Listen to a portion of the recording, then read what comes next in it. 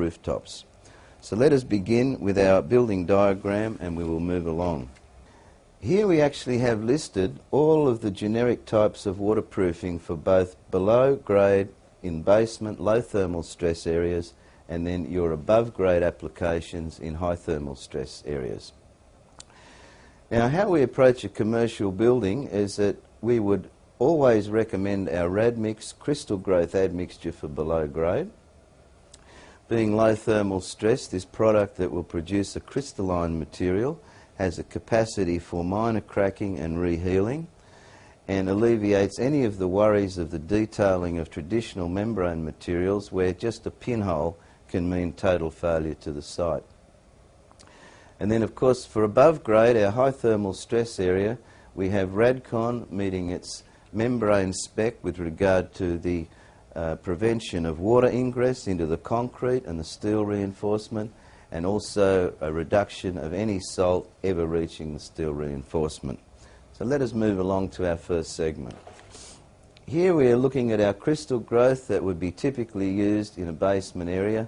We have our applicator using a hopper to put the slurry over the blockwork and by crystalline penetration preventing ingress of water from the outside of the building.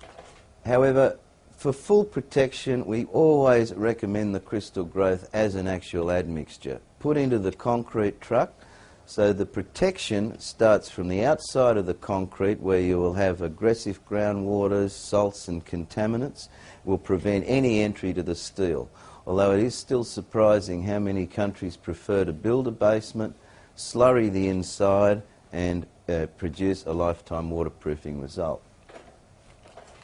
Now, these are the actual crystals of a Radmix. They're a rigid crystal. They're what's known as a dendritic crystal, and of course you're probably familiar with many crystal growth names from around the world.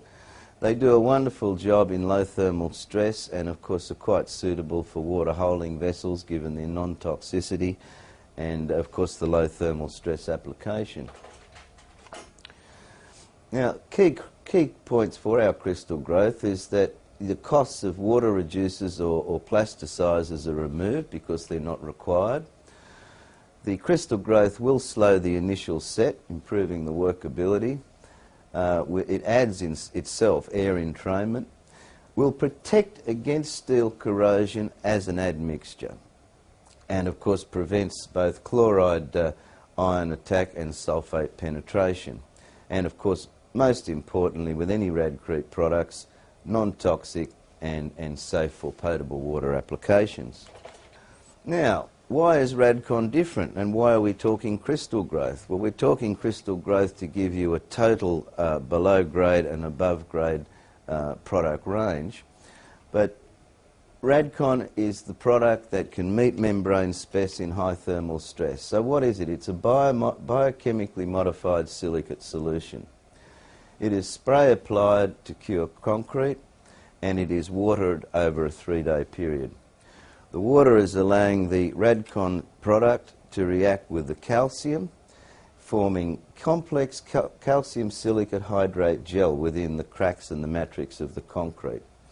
So it is not a surface film. It's creating a subsurface barrier or a subsurface membrane, giving us lifetime waterproofing in concrete.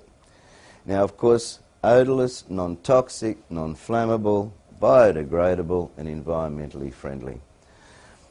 The major difference with Radcon amongst other chemical products is Radcon is remaining reactive in the concrete, so should future hairline cracks occur or should the building go through a one-off settlement, rainwater alone will reactivate the product at any point in time in the future, resealing the crack and restoring a total seal.